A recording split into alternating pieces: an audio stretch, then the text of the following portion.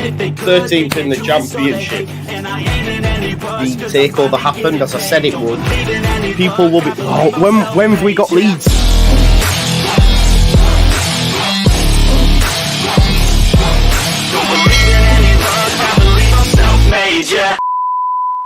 Now then, people, welcome back to the Just Joe football show. Happy Monday to you all. Christmas is just around the corner. Merry Christmas as well.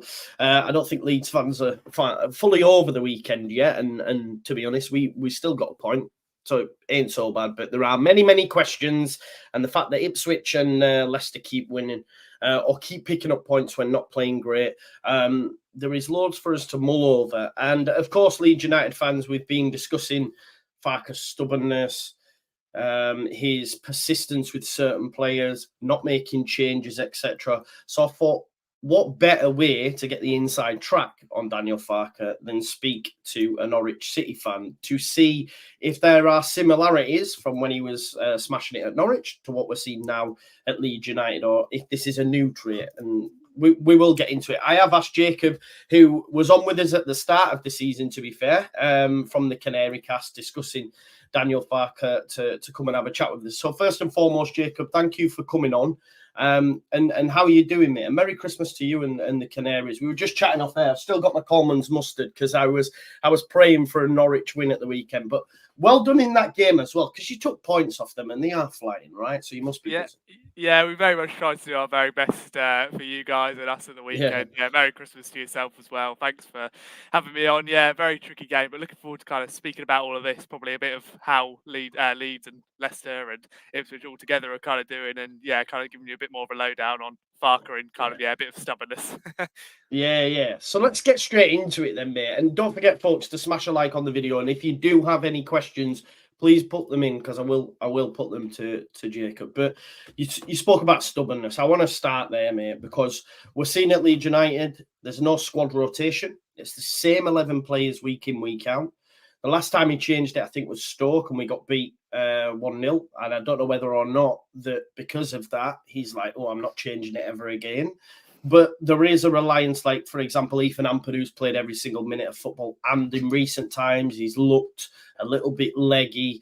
So I just wanted to ask, what is he that stubborn? Is that something you as Norwich City fans seen? Did he continue to play that same 11 week in, week out?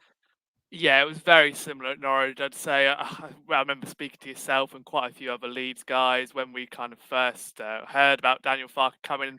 I do remember saying something across the line of football. The football can be very consistent, but so can the team sheet. It was very much the same at Norwich, where when there was a run going, he would say it's still an undefeated streak. Probably you guys would say a couple of too many draws, and is there any freshness coming? He would be very loyal to those who come in. There was a time when there was injuries at centre back. Ben Godfrey, who had played for Norwich at that time, came in. Obviously, he's now Everton, as it turned to a really good decision.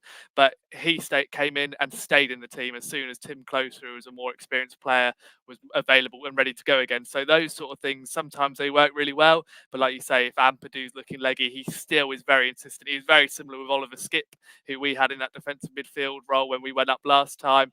Played until he got a broken foot, the second from last game of the season. Played every single game, pretty much every single minute. So it was very much the same there. Same with Emi Buendia, those kind of flair players as well.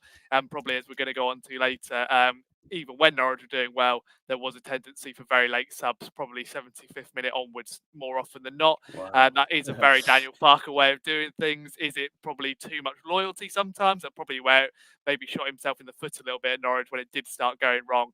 But very much a tendency to trust who's out there on the pitch rather than him fiddle with it too much unless you're losing, and then he kind of goes a bit gung-ho with kind of, or what we had anyway, 3 defenders and the rest basically attackers. It's like looking at Leeds United now. Everything you've just said to me then, I was like, you've answered all my questions already. See you later. Yeah. It's really funny you mentioned Ollie Skipp one there, because as you're saying it, I'm thinking, oh God, so we literally are going to beast Ethan Ampadu until he is unable to play, basically. Because we did buy a player in from Germany during the summer, Ilya Gruyev. He was a Daniel Farke signing. He was someone that obviously he's seen when being out in Germany. And he's literally not played at all. You know, he has a few minutes here and there, and we're thinking, is it a case of him not trusting him? But then again, why buy him? Does he trust the rest of the squad? But from what you're saying, because the thing he said in the press conference the other day about Ampadu, he said even when he has a poor game, he's still 7 out of 10. So it's like he's really wedded to him. And hearing you mention Ollie Skip, obviously Ollie Skip clearly did well enough to get to the last game. But my worry is as well that if you don't use the squad players, let's say, for example, Ethan Ampadu does get injured, then you're bringing in a player who's ultimately cold and hasn't played any football with the 11. So it's frustrating, right? I assume even though you won the league, you know, there was frustrations that crept in with that. Yeah, 100%. And that second promotion season, we had probably about 10, 11 injuries around this kind of time. And that was probably a lot to do with the schedule. But also Farkes' insistency on playing a very similar team. Again, it doesn't surprise me that he's brought someone in and hasn't started them yet or embedded them yet. It took Emi Buendia 10 to 12 games in his kind of first season. The first time we went up to get into the team, and he outshone everybody, and that was why he kind of stayed in the team rather than Farkes' kind of flexibility, really. It's probably, if you asked him again or heard in a press conference, it's probably very much as I imagine him saying, this lad needs to get up to speed the way I want to play. Ethan Ampadu is kind of my A-star player in that position. He's ready. This guy is maybe a C or D level at the moment. And like I said, probably 5-6 months ago when we last spoke, it's Farkes' A game. He is only trusts his A game for his A players, and he's very stubborn in that process. And it doesn't surprise me massively that hasn't changed yet. But saying that, he's done a lot better than what I thought he would. I think we spoke very briefly before we started.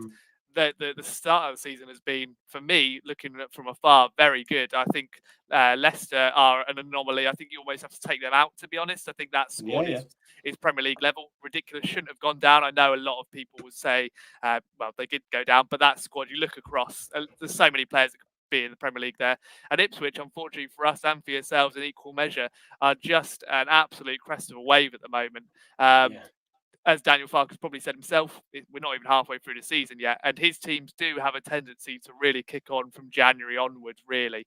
So I'm very surprised that Leeds are kind of not close. They're not massively close to Ipswich, which I know is 10 points, but to have started off as well as they do, it's better than he ever has done at Norwich, and we finished both seasons kind of with high 90 points. So that should hopefully, fingers crossed, give Leeds fans a little bit more calmness going forwards. But still, there's no problem to have that kind of those issues there in terms of his inflexibility, because we had exactly the same issues at Norwich. It's just that we went on a few winning runs, and as it does with all football fans, it kind of paints over the cracks a little bit when you're winning 9-10 games in a row. For sure. It's quite interesting you say that, because, you know, I was trying to look at the points totals and how Ipswich and Leicester are a bit of an anomaly. There's only Reading that has bettered their points total after so many games in the season. Shows how well they're doing. And in actual fact, I checked the Norwich stats, and at this stage of the season under Farke, I think on both occasions you had like 44 points, and we've got 42. So you are right in saying it's a similar. It's music to my ears to hear about January onwards, and a good friend of mine, Lockie, actually sent me the previous games under Farke, and that you're right. After January, there were these like long winning runs. I even come back to when we beat you 3-0 in that Bielsa season, and then you came to Welland Road and you slapped us up 3-0, and at that point you were flying. You know, you were a bit of a juggernaut then, and it was like, wow, where's this team come from? So hopefully, you know, we will see more of that. You mentioned there's loads you've mentioned. Thank you very much, Jacob. But you mentioned Buendia getting in 10 to 12 games, then he gets in and he keeps his place, and we've seen that quite a lot. I mean, for example, Archie Gray's played at right back. Arguably hasn't put a foot wrong. He's then not been replaced. We've seen Dan James come in for Willie Nonto, and Dan James has been amazing when they're not seeing Willie Nonto as much. However, he did say in his presser prior to the Coventry game, the players need to show me more on the football pitch, and then they'll keep a place. Does he stick to them words? Because I've seen enough from Nonto in the last couple of games off the bench to say, right, okay, he should be starting. Did you see that? Like, it sounds to me like if there's an injury, a player gets in, does well. But if someone comes off the bench and does well, do they then make it into the 11, or is that Not not that, the not case? that Is it regularly from what we saw, to be right? honest. Yeah, To be really, he might have kind of changed slight I don't think insistence he on has. that. But if he hasn't at this stage, if Yeah, he's saying that, I would say they're probably more empty words. I mean, Nonto for yeah, me, I know kind of Somerville's been amazing this season yeah, and yeah. looks like a proper player, but for me, Nonto should be easily destroying this league if he's picked and then Mm, goes on a run of games. Just from an observer's point of view, yeah, he's probably yeah, got inconsistencies in his game like everybody at this level. But yeah, he should really comfortably. I mean, I'm surprised Dan James is being picked over him. I know he's had a good spell, but it yeah, looks to me like wow, Nonto is looks like a superb player. But yeah, for yeah, me, I'd be very surprised. I think it will have to take someone to get injured, and then a Nonto, if Archie Gray then needs to be put back into midfield, Jed Spence actually yeah, put into right back, those sort of things. Um, yeah, there seems like there's a little bit of kind of like again just like when Norwich had a left back problem, we had a midfielder then put into left back, Jacob Sorensen, who stayed there for quite a while. Again, even when left backs okay, were stuck, were coming back and getting fit again, it was very much a case of no, this lad has performed, probably like Archie Gray out of position. He will stay wow, there now. okay, That's his place in the team. And it is just a bit of probably a German mentality, to be honest. We've seen similar with David mm, Wagner and things like that, where they do just very much stick with who they want and kind of know what they're going to get from those players. Like you said with an Ampadu, 7 out of 10. Whereas I don't think he's a massive fan of the unknown with maybe a maverick player or a player who he's not fully seen yet on the pitch, which kind of does leave you in a catch-22, really, doesn't it? If the player doesn't yeah. play, how do you know they're good enough? How do you know they can perform at that That's a level? good It's point. which Yeah, I completely understand why there's frustrations there. yeah. It's really interesting you mentioned that, because when Jed Spence came back into the squad, he wasn't put straight back in, and he wasn't playing much. And Archie Gray was keeping his place. And the longer the games went on, like 2, 3 games, not many, I thought, oh, he actually fancies Gray over Spence, because surely he'd have started. And then people are saying, no, it's because he needs to get up to speed. But I still think now, with hindsight, had Byram not got injured, we'd probably still have Byram and Gray at right back and left back, and Spence sat on the bench. I think it's only just been because Byram's been poor, and sometimes that can be detrimental, right? That's how it feels to me. Like you've mentioned, you put a midfielder in at left back. He's done well there, which is what we're seeing with Gray. No one's saying, he should be dropped or anything, but surely it's more beneficial. And we're not managers, we're just fans, but you would think it's more beneficial to go, no, let's put the right player in his position. Do you know what I mean?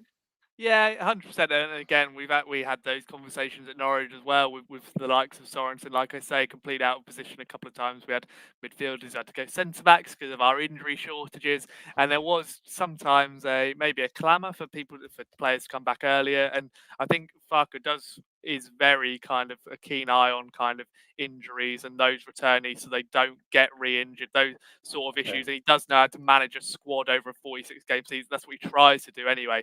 But no, I completely agree. For me, again, like obviously I saw Norwich play Leeds, and Archie Gray's probably developed a little bit more in that position. But Onel Hernandez Yeah. did quite a good job on him in that first half. And Yeah. Onel Hernandez, to be honest, is a League One footballer. To be really quite honest with you, it's good that Archie Gray looks like he's going to be an incredible talent. Don't get me wrong. Yeah. Hopefully the comments Yeah. aren't thinking that that's another way he's going to be No, brilliant. no. But he's not a right Yeah. back, so it No. does seem strange that's going to be an inconsistency. Like you say, with injuries at the moment, that's maybe a slight issue. But that's where the recruitment needs to come into hand. Maybe that's where Farke needs to be given a little bit of a break, because obviously Max Aarons was going to be signing there. Obviously, I know they got Jed Spence, but he's only had one transfer window. Maybe as the time goes on, January might be a key kind of recruitment point. You iron out those deficiencies and then really kick on for the rest of the season. And fingers crossed, get above Ipswich so that Yeah. doesn't go up. Yeah, I hear it. You're actually supporting Leeds for one there. 100%. Marching on together, getting down to Ellen Road. 100%. Exactly, mate. When I was watching you at the weekend, I was saying, like, listen, I'm glad they took Becchio and Snodgrass and House, and they take them. It is what it is. It's interesting. These loads you've mentioned. You mentioned substitutes. You said 75 minutes. It does seem to be a regular thing with Farke. It's the 70th minute every time. And it seems to me, Jacob, he's got a two-pronged attack, right?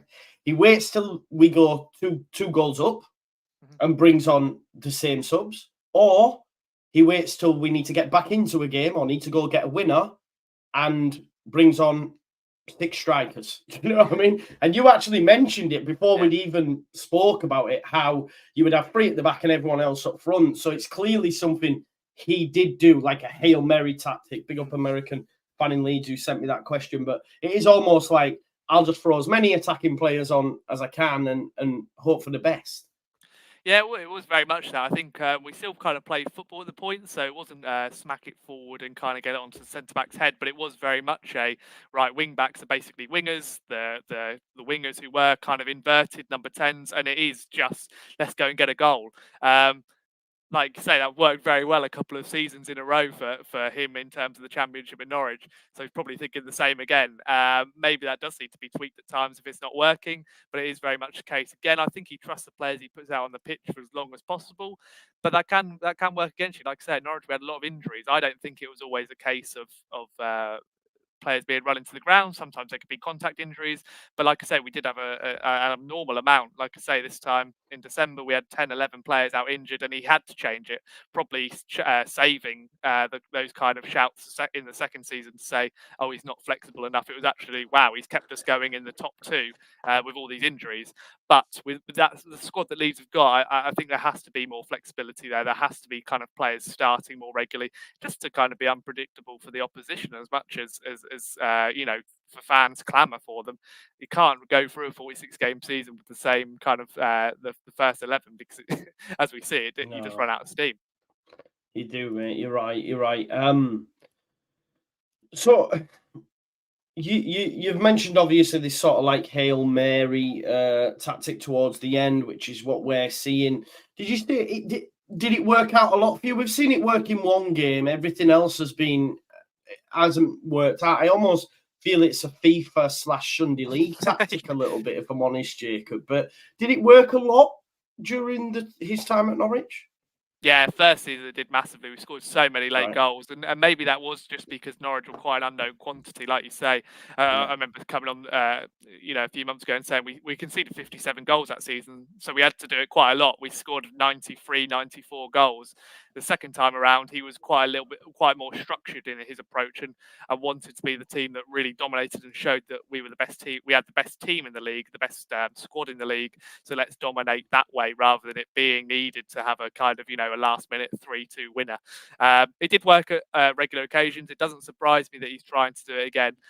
I think the thing that is going to be very interesting to watch is with Norwich, it didn't work out in the end because he couldn't tweak it in the end. It will be interesting what happens with Leeds. Again, it depends what the expectation is. I think it's just a massive difference in terms of expectation. Well, Norwich fans expect to go up or be in the top 6 now. You are definitely going to be in the same boat as what we were a couple of years ago, where third place is kind of first loser, really. You need to be in that top 2. I think the playoffs is a gamble. Obviously, I've not seen Daniel Farke in a playoff situation, so I have no idea how that could go.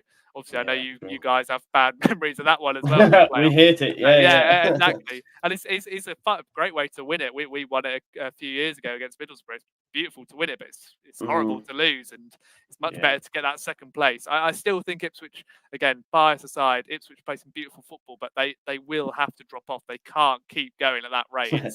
It's almost you really, fingers crossed in every way, shape, or form. I think Leicester will win it. I think Leicester are there, but second place is still there. Ipswich have got 2 huge games coming up, yourselves and Leicester.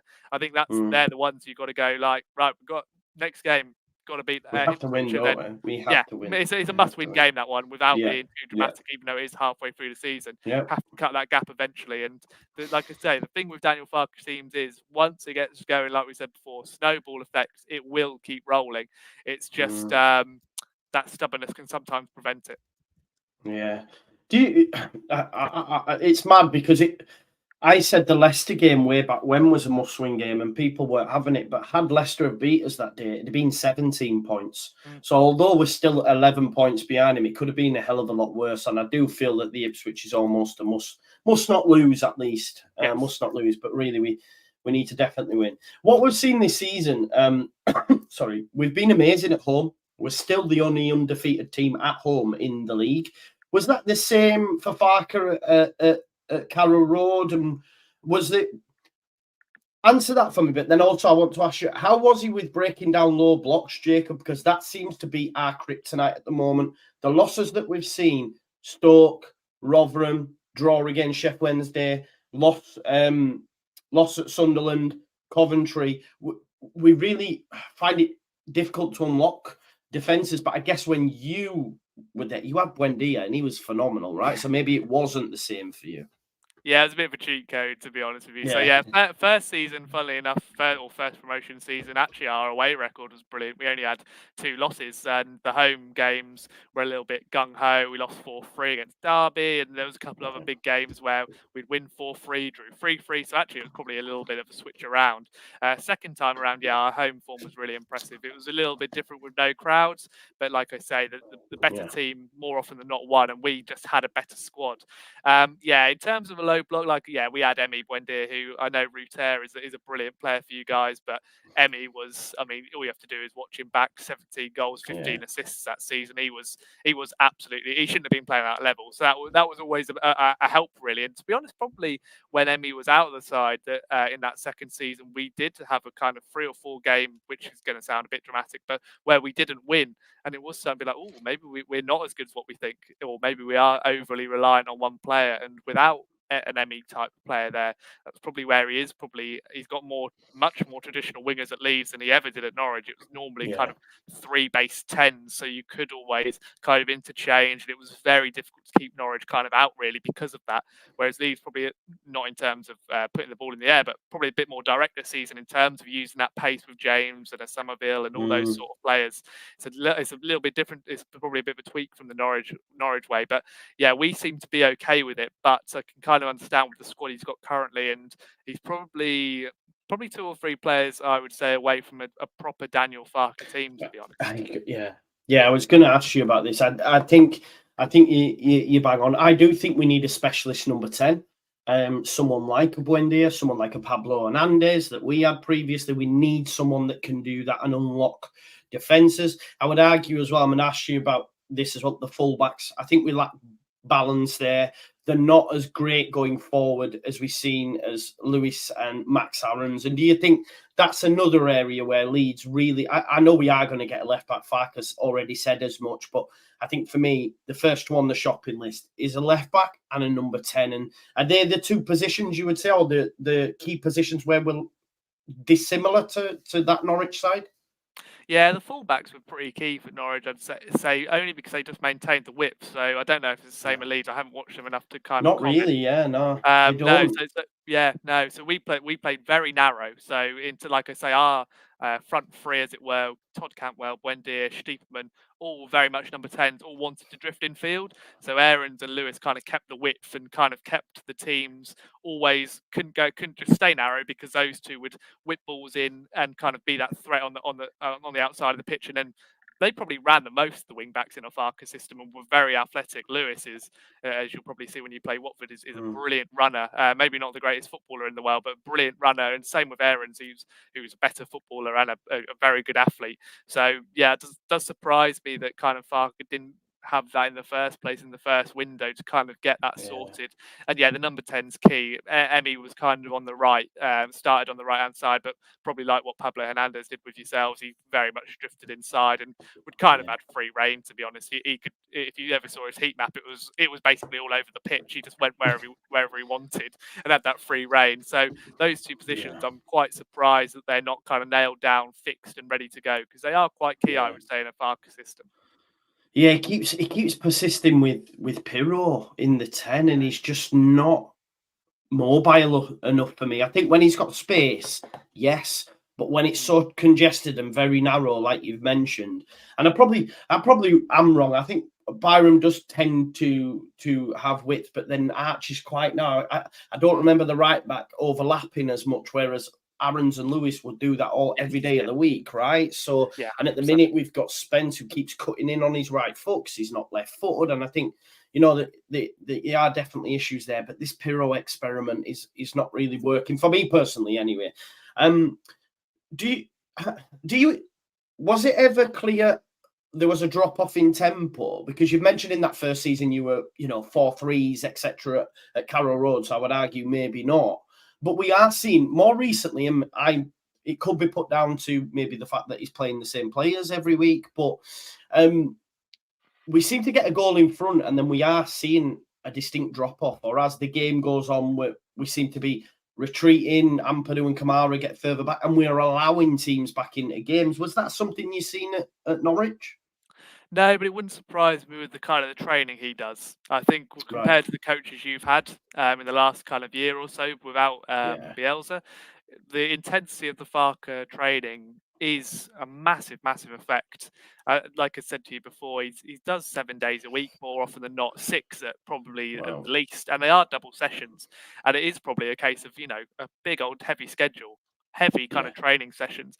And sometimes if players aren't ready for that, and I know they had Bielsa, but a year can quite quickly change that away from having 3 or 4 different managers, different routines. It wouldn't massively surprise me. I'm not surprised with the period. Jesse Marsh didn't even train them. Yeah. Jesse Marsh, he's a shocker anyway, but yeah, sorry. That's not a surprise. Yeah, I was just going to say, your point on Pirou, it doesn't surprise me because if any Leeds fans kind of look at, type in Marco Stiepermann, if you don't remember him, he was our number 10 at Norwich, about 6'3", very languid, a very narrow kind of player. Doesn't really look like a footballer, but it just works. And Farke always liked having that kind of big player alongside kind of 2 wingers that were quite small and a forward who was good at moving in behind. That was probably, I don't know if Pirou's any similar to that, but that was. He sounds like our front four now. So yeah, Stiepermann was brilliant at that. And again, when we in the Premier League, he was probably not quick enough to be able to really adjust to that kind of intensity of that league. And we did see a bit of a drop off in kind of the quality in that front four, really, especially kind of the play to Pukki was a lot less kind of available. So it's probably what is similar as now. So I wouldn't be surprised if you were to get number 10, it would be kind of a guy maybe you're not expecting, probably not a little player. A little player would probably go on the wing for a Farke system. He does like a bigger, kind of more languid player directly in the centre of the pitch. For whatever reason, that kind of has always worked for him. Maybe a little bit more kind of physicality up there, probably take a bit of the brunt away from whoever's up front, so they don't have to deal with those battles. But that's again, it's they're all kind of ringing bells from a Norwich history where it worked quite well for him. So it doesn't surprise me he's going kind of back around that way. But again, for me, I've always seen Pirou when he was at Swansea as kind of a number 9 who finishes your chances. Yeah, that's what we thought we were getting as well, mate, to be honest. But it doesn't seem to have come to fruition. Like you say, it's very similar to what you were mentioning there with regards to Stiepermann.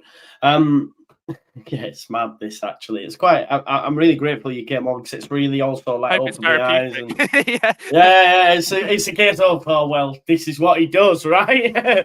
And ultimately you went up and you played really well. So, I still have faith. Not a lot of people do, but I do still have faith. We've had a couple of questions in. I just want to shout out Carol, who's just become a member. Thank you very much, Carol.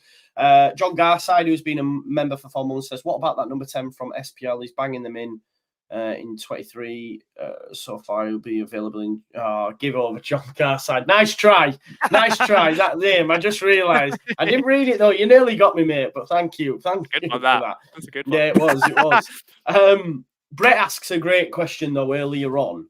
Did you see a drop-off towards the end of the season due to the fact that he doesn't make many changes and he keeps the same 11? Because you mentioned about how he knows how to manage his squad earlier on. And I heard that and I was like, this is what I've been saying. He's been there, he's done it, he's wore the T-shirt. I think he's the best man for the job. But did you ever see a distinct drop-off towards the back end? Because he keeps saying, we'll get to game 40, then I'll look at the table, and then we'll see where we're at. Which I have confidence in him saying that because he's been there. But if you've seen a distinct drop-off, then I start to question that. But I just wanted to know what your thoughts were on that. First promotion season, a little bit, but that I wouldn't say it was a Farke problem. That was probably because we had young players who had never been in that position before. And when I say a drop off, we drew a couple of games, and it was very close, between yourself, Sheffield United, and that kind of season was very competitive. So I wouldn't say that one. And the second season, we dominated it so much that, again, you'll look at a couple of results where we lost, but we'd already been promoted by that point. So not massively, no. he's using a lot of his experience to say, look, I'm a man who's got 2 titles. I know what I'm doing. But I know why that can be frustrating to fans when you're not clicking yet. And it was very much a Yeah. case in the first season with Farke there. We could see kind of the way it was going, but it just wasn't clicking. And we finished 14th, but we had the faith to keep it going. That's obviously not going to happen to Leeds this season. But there will probably be ideals that he is so 100% on his style. 98% won't fit it. And that's probably where, fans and maybe even players slightly can be a little bit baffled as to why he wants 100% his way and he won't shift from that. He won't change. And maybe that's to his detriment sometimes. Maybe that's where, those frustrations can lie, and where he wasn't ultimately successful in keeping Norwich in the Premier League because he couldn't change from his ideals and probably didn't want to, most probably. But in this league, I still don't think you can get anyone better. I still think you're in a very good position of where you are. You've got 2 freaks of nature above you at the moment in terms of the points return. I know it's not what Leeds fans want to hear, and I completely get the frustrations. But where you are at the minute, I don't, especially for a team that's gone down. Look at Norwich, look at Watford. I know you guys are bigger than that, but those 2 teams straight away show you that just because you get relegated, you're not automatically going to go straight back up and be kind of a team that's in the top 2, top 3 conversation. I think that team's more than good enough to get in the top 2. I'd be surprised if it doesn't, to be perfectly honest. I think 10 points is a big gap, but you look at the championship table, I mean, blimey, when we went up last time, Reading were second behind. They won their first 7 games. Is that was that Yap Stam, wasn't it? I think I remember rightly. He was very high up. They would play off, but then they got relegated after kind of being quite high up there. So this league is an absolute kind of dross of just keep going on and on and on. Yeah. And Inconsistency in it. It's consistent at being inconsistent, this league, if you know. 100%. And it's a lot of average teams, to be honest. Apart from those top 4, the top 4 that is there currently won't change this season, in my opinion. I think those 4 teams are considerably better. We've played all 4 of you now, and I've seen those 4 are by far the best teams in the league. But who was the best, Jacob? And you don't have to say Leeds just because you're on here. Well, second half you were definitely up there. First half you were dreadful. Probably Leicester, to be honest. Leicester were we lost to them 2-0 at home, and they didn't play great, but they just were very much like we had a few years ago. Do you not find them very boring to watch? They are very boring. They are. I don't think that, to be honest, I don't think their coach is actually. I think that could be very much in one next season where he goes quite quickly, because that team. I don't want to be kind of dismissive, but that team, most managers can get that team up, I would say. Definitely. They've just got enough in that squad, even if they're not playing well, to get it over the line. Leeds were probably second. Ipswich, I'll obviously put fourth because they're rubbish and we want them to lose every game. But yeah, I looked at enough in Ipswich's game where I can see where they are going to be very strong, but they're catchable. They are catchable. There's no doubt in my mind about that. I hope so. I do hope so. Jeremy just says Nagelsmann, Tuchel, Farke, it's a German style, just talking about the stubbornness and the structure and all that sort of stuff. And maybe it is something. And you could argue as well, maybe, Jeremy, that sometimes Klopp was the same as well at Liverpool, wedded to that midfield of Fabinho, Henderson, Thiago. And we could all tell it was, and look at last season what happened. And now he's had to, actually throw it all in and they look better for it. So, yeah, it probably is a German trait. One thing I want to ask you, mate, because I know we got to finish up soon. He says certain things in press conferences. Needs a big squad. Talks about 17, 18 players, but then doesn't use it. Believes young players are important. Probably doesn't use them enough. Talks about an active bench, but then only makes the same 5 subs every game or same personnel. It's sometimes there's a disconnect from what he says and what he does. Is that something you remember it at Norwich? Yeah, I mean, when it goes well, I remember seeing quite a few of his. I remember when he broke down the kind of why Piru's in the 10 and then Piru and Ruta played well the next game, and everyone thought, wow, that's brilliant. What a brilliant kind of breakdown. True, he is a brilliant football in mind, and he has got, like I say, his philosophy is so clear, and you know what he wants to do. But just because that doesn't translate, when that doesn't translate on the pitch, that can be frustrating, especially for fans watching it. In terms of kind of big squad, that surprises me because, to be honest, he never had a massive squad at Norwich. I wouldn't say I don't know the numbers in terms of players used, but I imagine we were probably one of the lowest. He would always bring a young player through if they were good enough. I think Archie Gray's perfect Yeah. example of that. He will play them and doesn't really care about their age. It does surprise me, the big squad thing, because he's, like I say, he's never been active with it. The bench again, like I say, it's always as it seems the same 5 years on, that he will just kind of use late subs and nothing kind of before the 70th minute mark. That has always been a Farke staple, to be honest, when we've been doing well or not.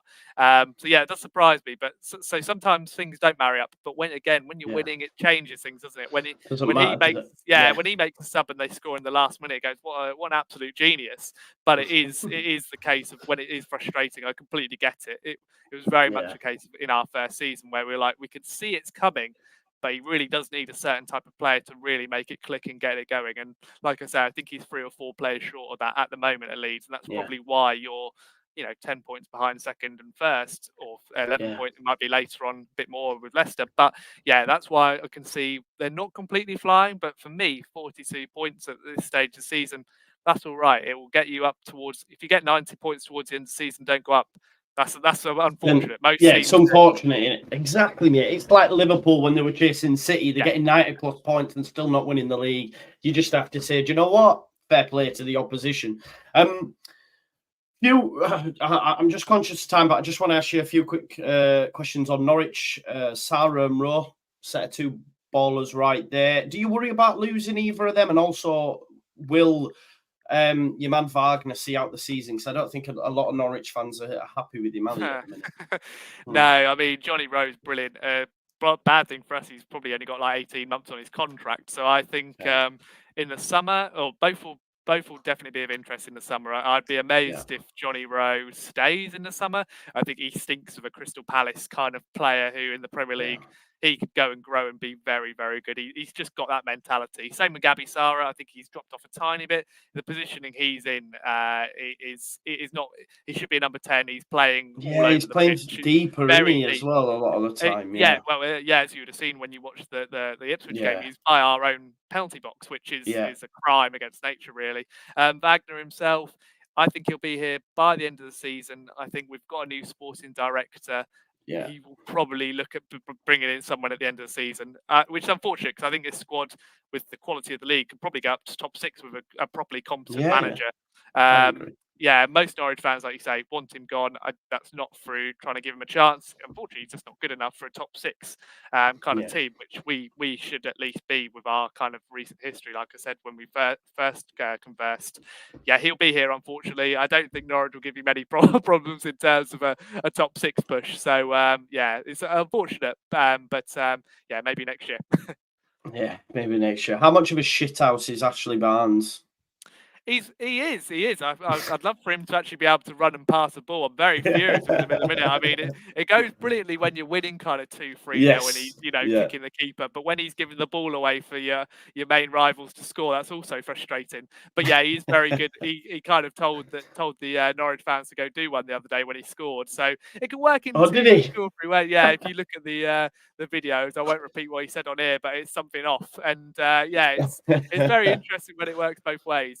He's a player that's probably passed the mark, but you've got to love a shit house in your team, definitely. You definitely do. And just to finish up, Jacob, which 3 teams get promoted for you? Oh, that's a very good question. Obviously, I can't say Ipswich because I will be. If bias was passed and this could never be clipped up, then I do think they'll go up. But they definitely won't. I hope somehow they still get relegated. So it will be 100% Leicester. Leicester will win the league, no doubt in my mind about that. I think bias completely in there. Leeds will catch Ipswich, and Ipswich will then lose in the last minute of the playoffs to Southampton, who are managed by Norwich City legend Russell Martin with the last kick of the game. And that would be the ideal season. Beautiful, wonderful, and that would be the dream. But 3 of those top 4 will go up, in my opinion, at the moment. I can't deal with the players. I think that's another way why Leeds United are so nervous about not getting top 2 and throwing everything out, baby out of the bathwater, or whatever it is because we're so fearful of being in the playoffs as well. Because we will just be convinced as soon as it's mathematically impossible for us to get in the top two, we'll already be thinking about next season in the Championship because we're not winning the playoffs. Do you know what I mean? But no, Jacob, honestly, amazing coming on. Great knowledge. Thank you so much for coming on and giving me your time. Do you want to just push the Canary Cast? Is there anything that people want to look out for or they'll enjoy? Yeah, no, absolute pleasure, mate. It's always nice to come on and speak to you. And yeah, one thing I would say to Leeds fans, just whilst it's not going great, just remember you're third rather than languishing in 10th, 12th, 13th. Exactly. So try to enjoy the wins when you come, and the expectation's good. Yeah, Canary Cut, yeah, just follow us on everything. We kind of love to beef whoever's we're playing and all that sort of thing. But yeah, absolute pleasure to be on, and best of luck for the rest of the season until we play you. Yeah, same for you. Same for you as well, mate. Listen, folks, please do go show some love to Jacob. Jacob, what I'll do is I'll let you drop out now, mate, because I know you've got some work and whatnot to do. Yeah, but thank you again for coming on, mate. Okay. Cheers, mate. Pleasure. Nice to speak to you. See you soon. Cheers. Bye-bye. There we go. That was Jacob. What a great guy. What great knowledge.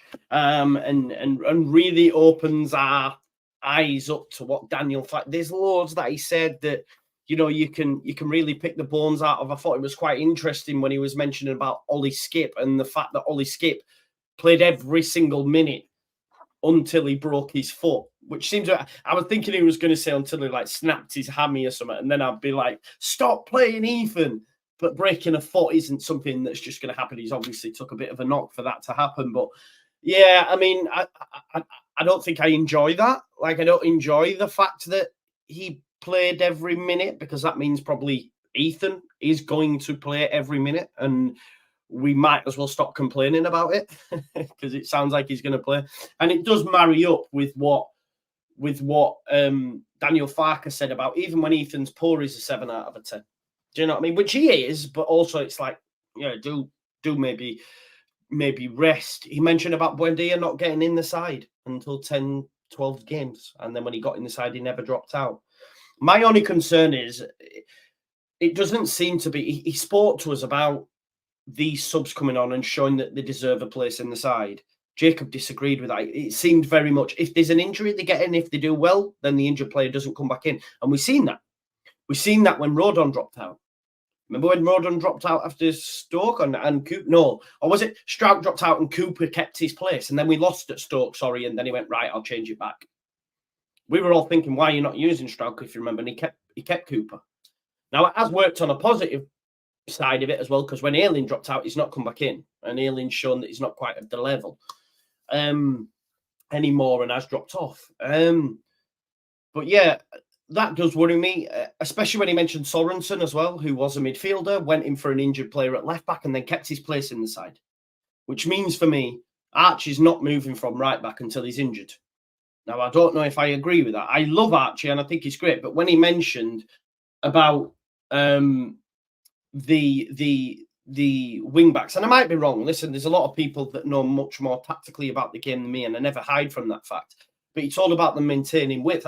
I'm remembering Byram maintaining width, but he's not your marauding, fullback that you might have got with Jamal Lewis and Archie Gray doesn't really have a lot of width. I don't really see Archie getting involved in the attacking phases of play all that much. But again, people might say I'm wrong, and that's fine. But yeah, the number 10's key. The number 10's key. We have to go out and get a number 10, sorry. And I would argue we need Spence at right back and a left back and start playing Gray in midfield. But again, does Gray get in? Gray's not going to get in because he's not the only. It seems to me, and it's a worry, that the only way players get in is if we have injured players. Do you see what I'm saying? Forget Aronson. I don't want Aronson. He's shit. I don't know why we get this notion that he's terrible. He's terrible. I mean, if he comes back and proves me wrong, fair enough. But I don't. If you can't cope with the physical nature of the Premier League, how are you supposed to cope in the Championship? It's more physical. You get bodied.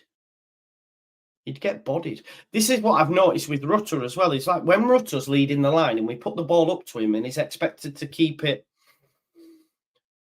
centre-backs off him, he struggles to do it. If you look at him against Ballard, if you look at him against Liam Kitchen and the goal scorer Thomas for Coventry, he struggled. They're big lads. So when it's tight in there, he can't cope with that. So how are you expecting Aronson to do this, people? because the guy fell over from wind. He fell over from wind. The Championship, he would get bodied. That's just my opinion, but you know, it is what it is. But Jacob, what a nice guy. A lot of love for him in the comments as well. Make sure you check out the Canary cast. It was funny. Before I even posed the question, he already spoke about the 3 at the back and 6 strikers. That's his tactic. He did it at Norwich. I didn't even have to bring that up as a question. He mentioned it. He mentioned 75-minute subs. Before I even mentioned it, he mentioned it. Do you know what I mean? So it's clear that this is the Daniel Farke way, and we just have to accept it. We can still criticise it. We can still debate it. But he ain't for changing. He ain't for changing, folks. I just can't see it. So that was quite illuminating, and I'm really glad that Jacob agreed to come on, and hopefully you folks enjoyed it, because it gives us it sort of makes us feel a little bit better about the situation. It has done me, because I'm like, okay, well, this is his way. We can still criticise it, but it's just, you know, we had the same complaints about Bielsa, for good's sake. Do you know what I mean? People at the top, Klopp, Liverpool fans couldn't get the head around what he was doing. Sometimes City fans bemoan. Some of the best managers are like this. I'm not saying Farke's on their level, but I'm just trying to see the positives. Do you know what I mean? The positives. Yeah. I just want to say something just to finish up as well, folks.